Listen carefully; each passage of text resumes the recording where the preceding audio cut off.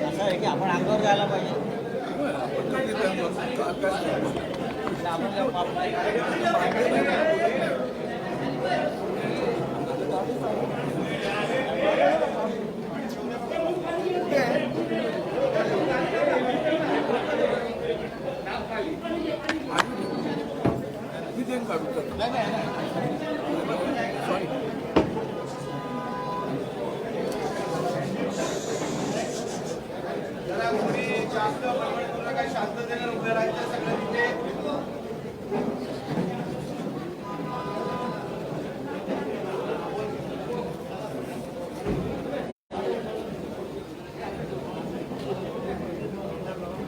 बोला.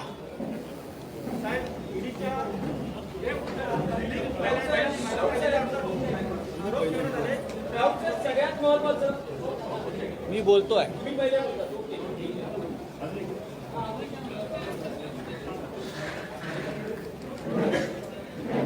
इतक्या मोठ्या संख्येनं आपण जमलेला आहात. इतक्या मोठ्या संख्येनं आपण जमलेला आहात.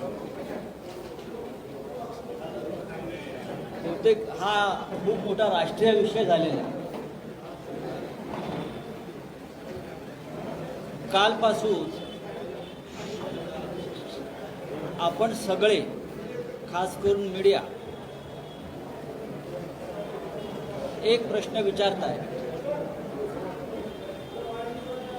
काय ईडीच्या नोटीसचं काय झालं? आपण नेहमी मला घरी येऊन भेटता, सामना कार्यालयात येऊन भेटता, शिवसेना भवनात येऊन भेटता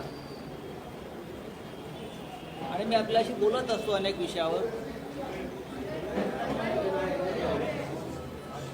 आमच्यासाठी ईडी हा काही महत्त्वाचा विषय नाही आहे. सीबीआय असेल, ईडी असेल, इन्कम टॅक्स असेल, कधी काळी या तिन्ही संस्थांना या देशामध्ये प्रतिष्ठा प्राप्त झाली. एखाद्या गुन्ह्यासंदर्भात सीबीआय, ईडी किंवा आयकर विभागानं कारवाई करायचं म्हटलं की खरोखर त्याच्यामध्ये काहीतरी गांभीर्य आहे असं लोकांना वाटत होतं. पण गेल्या काही वर्षापासून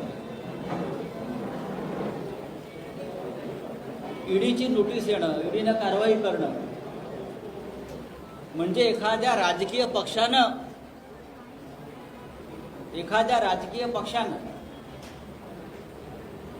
आपली भडास काढणं हे आता लोकांनी गृहीत धरले.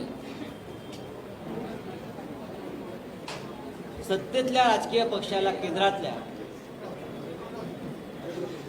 जेव्हा राजकीय विरोधकांना राजकीय दृष्ट्या संपवता येत नाही, तेव्हा अलीकडच्या काळामध्ये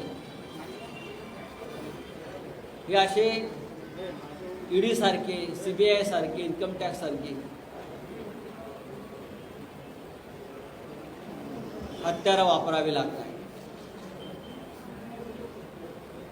गेल्या वर्षभरामध्ये मी पाहतो आहे, ज्येष्ठ नेते शरद पवार असतील, त्यानंतर मी प्रफुल्ल पटेलांचं नाव मगाशी पाहिलं, एकनाथ खडसेंना नोटीस आलेली आहे, माझ्या नावाचा आपण गजर करताय कालपासून, माझ्या बाजूला प्रताप सरनाईक बसलेले आहे. त्यांना सातत्यानं हे जे प्रमुख लोक आहेत, जे या सरकार बनवण्याच्या प्रक्रियेमध्ये सहभागी झालेले आहेत, महाराष्ट्रात भाजपला रोखण्याच्या प्रक्रियेमध्ये, तर त्यांना ह्या ना त्या कारणानं राजकीयदृष्ट्या जेव्हा त्रास देता येत नाही, दबावाला ते बळी पडत नाही, तेव्हा हे असे कागदाचे तुकडे पाठवले जातात. हे फ्रस्ट्रेशन आहे, त्याला वैफल्य म्हणतात. हतबलत आहे. राजकारणामध्ये समोरासमोरून लढायची ईर्ष्या असायला पाहिजे. जर आपण छत्रपती शिवाजी महाराजांची भूमी असं म्हणतो तर समोर येऊन लढा. घरातल्या मुलांवर, घरातल्या महिलांवर, कुटुंबावर हल्ले करण्याला नामर्दानगी म्हणतात. अशी नामर्दानगी जर कोणी करत असेल तर आत्ताच माझ्या माननीय मुख्यमंत्र्यांशी म्हणजे आमचे शिवसेना पक्षप्रमुख यांच्याशी चर्चा झाली आहे. तर शिवसेना त्यांना त्याच पद्धतीनं उत्तर देईल हे लक्षात घ्या. कोणत्याही थराला जाऊन आम्ही घाबरत नाही आणि घाबरण्याचं कारण नाही. कालच मी या महाराष्ट्राचे विरोधी पक्षनेते देवेंद्र फडणवीस यांचा एक ऐतिहासिक विधान ऐकलं. ते असं म्हणाले, जर काही कोणी चुकीचं केलं नसेल तर घाबरायचं कसं? मग नोटीस येत नाही. हे नोटीस म्हणजे काय ब्रह्मवाक्य आहे. आणि मी परत सांगतो, आमच्यापैकी कोणी काही चुकीचं केलं नाही. नोटीस येऊ द्या किंवा आणखीन काही येऊ द्या, आम्ही घाबरत नाही. तुम्हाला घाबरावं लागेल भविष्यात. संजय राऊत यांच्या पत्नीला नोटीस आली आहे की नाही हा प्रश्न आपण मला आता विचारणार आहे, कारण आपण त्यासाठी जमलेला आहोत. गेल्या 1.5 महिन्यापासून हे जे तुमचं ईडी आहे ते आमच्याकडे पत्रव्यवहार करताय. त्यांना काही माहिती हवी होती, काही कागदपत्र हवी होती आणि ती कागदपत्र आम्ही त्यांना वेळोवेळी पुरवलेली आहेत. पण यापैकी कुठल्याही त्यांच्या पत्रावर त्यांनी असं आम्हाला कळवलं नाही की तुम्ही सांगताय का भाजपवाले जे बोलतायत की हा PMC बँक घोटाळा आहे, हे HDL नावाच्या कंपनीचं काय ते प्रकरण आहे. जर ईडीने त्यांच्या पत्रामध्ये या संदर्भातला कुठलाही संदर्भ दिलेला नाही, त्यांना कशाकरता चौकशी करायची आहे. तर भारतीय जनता पक्षाची माकडं मी कालपासून बघतोय याची उड्या मारतायत. PMC बँक, PMC ह्यांना सांगितलं कोणी? यांची आणि ईडीची का हात मिळवणी आहे का? का भारतीय जनता पक्षानं आपल्या कार्यालयामध्ये ईडीचं एक टेबल टाकलेलं आहे की ईडीनं त्यांच्या बेलॉट पेअरच्या कार्यालयामध्ये एक टेबल टाकल्या भारतीय जनता पक्षाचं. माझ्या माहितीप्रमाणे ईडी कार्यालयामध्ये सहसा कोणाला बाहेरच्या व्यक्तीला प्रवेश मिळत नाही. पण गेल्या 3 महिन्यापासून माझ्या त्या कार्यालयावरती लक्ष आहे. भारतीय जनता पक्षाचे 3 लोक हे सतत त्या ईडीच्या कार्यालयात जात आहेत आणि येत आहेत आणि तिथून काही कागदपत्र बाहेर काढतात. या संदर्भात माझ्याकडे पुरावे आहेत, पुराव्याशिवाय बोलत नाही. तसं नसतं तर आज भारतीय जनता पक्षाचे जे लोक आहेत जे बोलत आहेत त्यांच्याकडे ही माहिती आलीच नसते. गेल्या 1 वर्षापासून भारतीय जनता पक्षाचे काही महत्त्वाचे लोक आणि त्यांचे हस्तक हे सातत्यानं मला भेटण्याचा प्रयत्न करतात आणि त्यांचं एकच सांगणं होतं की महाराष्ट्रातलं सरकार तुम्ही टिकू देऊ नका, तुम्ही या सरकारच्या मोहात पडू नका. हे सरकार कोणत्याही परिस्थितीमध्ये आम्ही पाडायचं ठरवलेलं आहे आणि आमची संपूर्ण यंत्रणा सज्ज आहे. हे गेले वर्षभर मला ह्या न त्या मार्गानं इशारे दिले जातात. मला व्यक्तिशः वेगळ्या वेगळ्या मार्गाने मला धमकवण्याचा प्रयत्न केला, पण मी त्यांचा बाप आहे. त्यांनी मला एक यादी दाखवली काही लोकांनी, त्यात आपलंही नाव होतं. म्हणजे आमच्या काही जवळचे परिवारातले लोक, ठाकरे परिवाराच्या आसपासचे काही प्रमुख लोक, शिवसेना, काँग्रेस आणि राष्ट्रवादीतल्या 22 आमदारांची यादी दाखवली आणि म्हटलं या सगळ्यांना ईडी आणि केंद्रीय तपास यंत्रणा ताब्यात घेणार आहे आणि त्यांच्यावर दबाव आणून त्यांचे राजीनामे घेतले जातील आणि हे सरकार पाडलं जाईल आणि त्यासाठी ईडीची भूमिका महत्त्वाची आहे आणि प्रताप सरनाईक हे त्याचं टोकन आहे म्हटलं मला. आणि या सगळ्या गोष्टी जेव्हा अपयशी ठरलेल्या आहेत, हे सरकार पडणार नाही कारण त्यांची डेडलाईन नोव्हेंबरची होती सरकार पाडण्याची. हे सरकार पडणार नाही. मग या सरकारचे खंदे समर्थक आणि प्रवर्तक कोण आहेत, त्यांना आणि त्यांच्या कुटुंबियांना त्रास द्यायचा. जर हे करणार असाल तुम्ही खुशाल करा. ईडीने करावं, CBIने करावं, इन्कम टॅक्सने करावं किंवा बाहेर अजून कोणी त्यांना दहशतवादी गँग वापरायच्या असतील तर त्या वापराव्यात आमच्या विरोधामध्ये. आम्ही हटणार नाही. या सरकारचा बालही बाका होणार नाही. तुम्ही नोटीस पाठवा किंवा आम्हाला घरी येऊन अटक करून घेऊन जा, नोटीसला उत्तर दिलं जाईल. पण ही बायकांच्या पदराआडून लढाई करण्याची खेळी ही तुमच्यावर उलटल्याशिवाय राहणार नाही. काय सांगता तुम्ही मला HDLचं? माझ्या पत्नीच्या नावावर एक 12 वर्षापूर्वीचा एक व्यवहार आहे. 12 वर्षांनी सरकारला जाग आहे. 10 वर्षापूर्वी 12 वर्षापूर्वी बरं का अरविंद, 10 वर्षापूर्वी एका मध्यमवर्गीय कुटुंबातल्या एका शिक्षिका असलेल्या स्त्रीनं, महिलेनं, मराठी, एक घर घेण्यासाठी तिच्या मैत्रिणीकडून 50 लाखाचं कर्ज घेतलंय. 50 लाखाचं.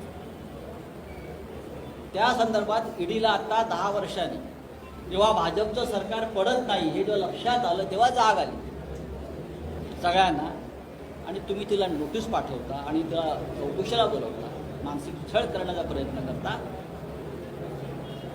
तुम्ही HDLच्याच गोष्टी करताय ना. भारतीय जनता पक्षाचे अकाउंट उघडा. गेल्या 3 वर्षामध्ये HDLने भारतीय जनता पक्षाला किती कोटीच्या देणग्या दिल्या आहेत हे आज जी माकडं नाचतायत ना त्यांनी जाहीर करा. माझ्याकडे 20 कोटीचा हिशोब आत्ता आहे. 20 कोटीचा हिशोब माझ्याकडे आत्ता आहे आणि त्या संदर्भातली सगळी माहिती काँग्रेसचे प्रवक्ते सचिन सावंत यांनी ट्विट सुद्धा केली. विजयदुर्ग पोर्ट जे बांधणीचं काम HDLने केलंय, करतायत, त्यांना ते कॉन्ट्रॅक्ट मिळालंय. त्याचा भागीदार हा भाजपचा खासदार आहे. का त्याला नोटीस पाठवली HDLने? आमच्या कुटुंबाची संपत्ती किंवा आमच्यापैकी कोणाचीही संपत्ती 1 वर्षात 1600 पटीनं वाढलेली नाही. ज्या भाजप नेत्यांच्या कुटुंबाची संपत्ती 1600 पटीनं वाढली आहे त्यांच्या मुलाबाळी चौकशी ईडीनं केली आहे का? ती हिंमत दाखवा आणि मग आमच्या 50 लाखाचा हिशोब मागा. कायद्यापेक्षा कोणी मोठं नाही, मी तुम्हाला सांगतो. मी सुद्धा नाही, कोणी नाही, ना प्रताप सरनाईक ना अरविंद सावंत. आम्ही लॉ मेकर आहोत. आम्ही कायद्याचं पालन करतो. आम्हाला नियम माहिती आहे. आमची चौकशी जर चुकीचं केलं असेल तर व्हायला पाहिजे. पण तुमच्या चौकशा कोण करणार? तुमचे हिशोब कोण पाहणार? मी जर तोंड उघडलं तर केंद्रातलं सरकार अशा तऱ्हेनं त्याला हातरे बसतील ना. तुमचा प्रत्येक हिशोब माझ्याकडे, तुमच्या मुलाबाळांच्या संपत्तीचा हिशोब माझ्याकडे. पण मला उद्धव ठाकरे साहेबांनी सांगितलं नाही की आपल्याला कुटुंबापर्यंत पोहोचायचं नाही. बाळासाहेब ठाकरेंनी जे आम्हाला शिकवलेलं आहे हेच आहे की लढाई थेट समोरासमोर लढा, पाठीत वार करायचा नाही, बायकांना मुलांना लढाईच्या मैदानामध्ये आणायचं नाही. जर कोणी करत असेल तर मला आणि आम्हाला तुमचं सुद्धा पूर्ण वस्त्रहरण करावं लागेल. इतकंच मी सांगतो. ईडीच्या नोटीसला मी आदर करतो. सरकारी यंत्रणा आहे, भले ते भाजपचा पोपट असेल, पण त्याच्यावर सरकारचा शिक्का आहे. आम्ही त्यांना जी माहिती हवी ती परत देऊ. पण जर राजकीय सुधारणा काही होणार असेल तर त्याला राजकीय पद्धतीनंच उत्तर दिलं जाईल. हे मी आत्ता शिवसेना भवनाच्या ज्या वास्तूतून सांगतोय. पाठीमागे बाळासाहेब ठाकरेंचा पुतळा आहे, त्यांना स्मरून मी सांगतोय. हे प्रकरण तुम्हाला महाग पडेल आणि गरम पडेल. जय हिंद, जय महाराष्ट्र. चला.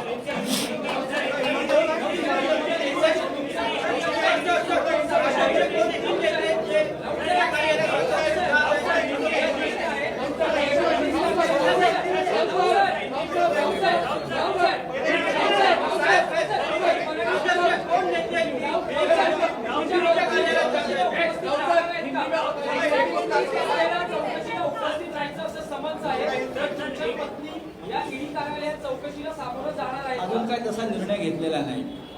हा निर्णय मी एकटा घेणार नसून हा निर्णय आम्ही सगळे मिळून घेऊ. त्याच्यामध्ये माननीय उद्धवजी आहेत, मी माननीय पवारसाहेबांशी चर्चा करतो आहे, आम्ही सगळे मित्र परिवार पक्ष. कारण ही राजकीय कारवाई आहे. त्याला राजकीय हेतूनं आम्ही उत्तर देऊ. पुढे जाऊ.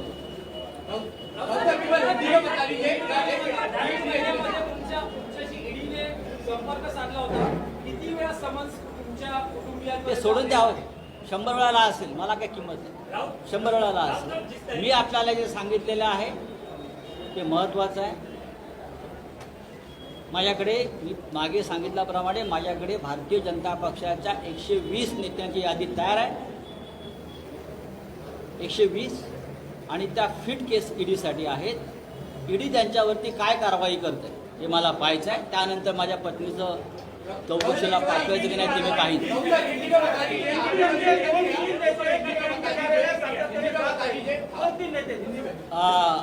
जे बेलवाट पिअरला जे ईडीचं कार्यालय आहे त्याच्या आसपासचं CCTV फुटेज आपण पत्रकार म्हणून काढू शकता. आपण सगळे शोध पत्रकारिता करता. थोडं CCTV तुम्ही काढलेच गेल्या महिन्याभरातले. आतमध्ये कोणाचा वावर आहे आणि ते वावर असणारेच नेते आज कसे काल TV ला येऊन बोलत होते हे तुम्हाला स्पष्ट दिसेल.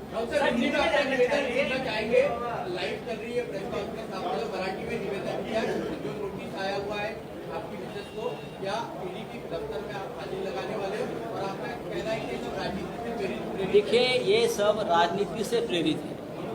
10 साल पुरानी एक केस निकाला है ईडी ने,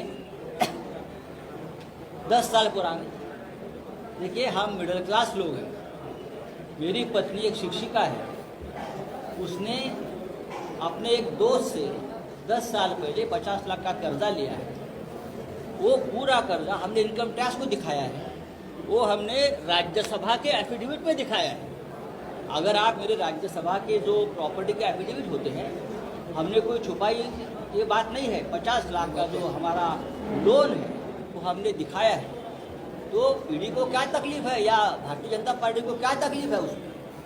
इस देश में भारतीय जनता पार्टी ऐसे बड़े बड़े सुरमा बैठे हैं. अगर मैं उनके परिवार तक पहुंचा तो आपको देश छोड़कर भागना पड़ेगा. ये आपको बताता हूँ. नीरव मोदी और विजय माल्या के साथ भारतीय जनता पार्टी की पूरी फलटन खड़ी हो जाएगी लंदन और ब्रिटेन में. तो आप देखिए, आप मुझसे पंगा मत लेना. आप मुझसे पंगा मत लेना. मैं देखता हूँ. मैं नंगा आदमी हूँ. मैं शिवसैनिक हूँ बाला साहब ठाकरे का.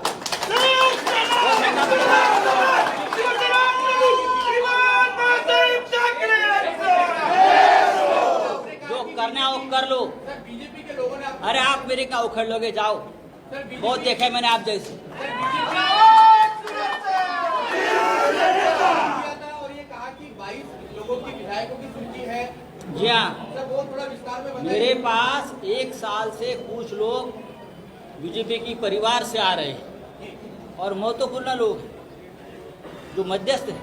वो बार बार मुझे ये कहने की कोशिश करते हैं कि आप उसमें मत पड़िए. ये सरकार हम किसी भी हालत में गिराने वाले हैं.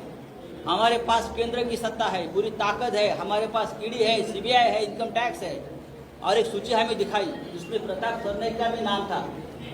आपने देखा उसका क्या होगा?